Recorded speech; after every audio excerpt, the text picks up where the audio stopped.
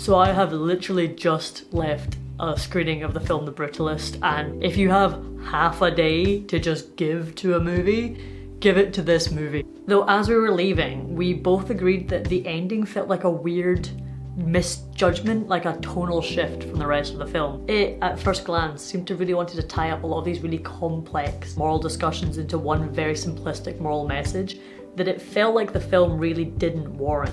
I did feel at that moment that the ending was a bit of a deflation when compared to the rest of the film, until it was pointed out to me that that is kind of what the film intended to do.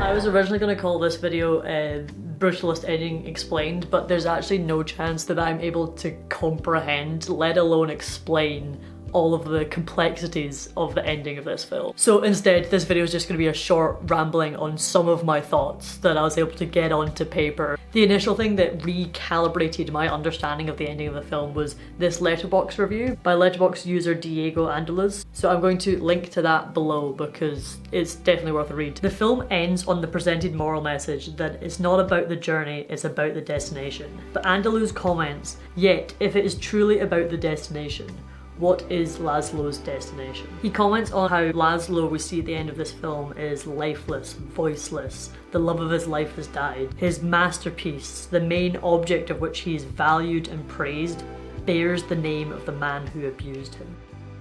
Andaluz's comments points to the fact that the destination that has been hailed for him isn't actually the destination in which he inhabits. The destination in which he is perceived to be living in differs from his lived experiences. This distortion of Laszlo's story is emphasised through the introduction of the low-resolution, handheld, shaky digital camera that takes over in the final scenes of the film. Gone is the steady hand of Laszlo's lived experience. This epilogue is somebody else telling his story. It emphasises the artificiality of its own message, and the fact that the narrative has been stripped away from our protagonist. Through this ending sequence, we see Laszlo only briefly. He never talks, he only moves by the hand of another. His story and his ending have become another person's belonging. This ending speaks to two key themes: the theme of value and identity, and the theme of the American dream and the lived experiences of immigrants.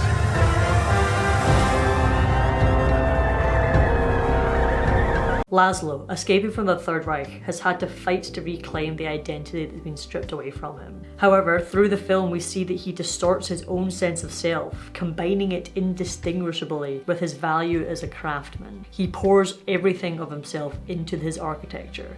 He has become his work. It is his skill that allows him a spot on Harrison's table. When there, it is his prestige alone that allows others to accept and value him. He is told that due to his work he is valued, and this is enforced by every interaction he encounters with the American upper classes. Because of this, his value is fragile. All it took was one train derailment for him to be fired from the project and his identity to be forcibly stripped away from him again. His prestige and the image he feels he needs to project in order to have worth has suddenly vanished. The epilogue puts this distortion of identity and value on display. Laszlo has reached his destination of fame and prestige. By all measures of his own self-value, this is the pinnacle of self-actualization. He has achieved everything that he thought he needed to achieve to be valued as himself. But through the final glimpses that the camera allows us to see of him, we see that he is not. His work is celebrated, but he is left to sit voicelessly off stage. The second theme explored by this film's ending is the reality of the American dream.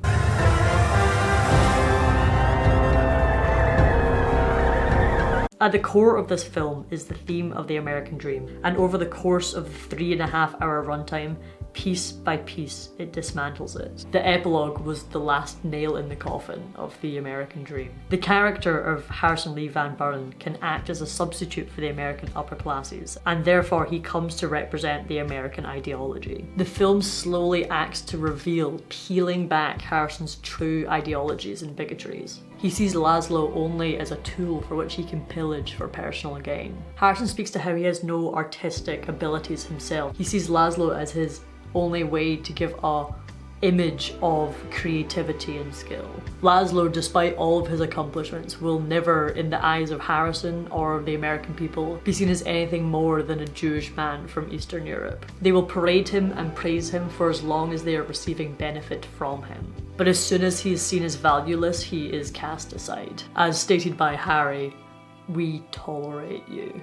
Did Laszlo achieve the American dream? An immigrant who, through hard work and talent, has received fame and fortune on the world stage. Instead, the epilogue shows the physical and emotional toll on a person who seeks to chase the American dream. He is left abused, withered and hurt, achieving something great but only in the name of those who have abused him. His masterpiece brandied with the name of his talentless abuser. His achievements pillaged and claimed by the American identity. To sum up, the epilogue shows a man who has been stripped of everything. His wife, his voice, his autonomy, while hailing him as something otherworldly, and in doing so, further separates the man from the image of himself. An image that serves only to raise the profile of those who have stolen the most from him.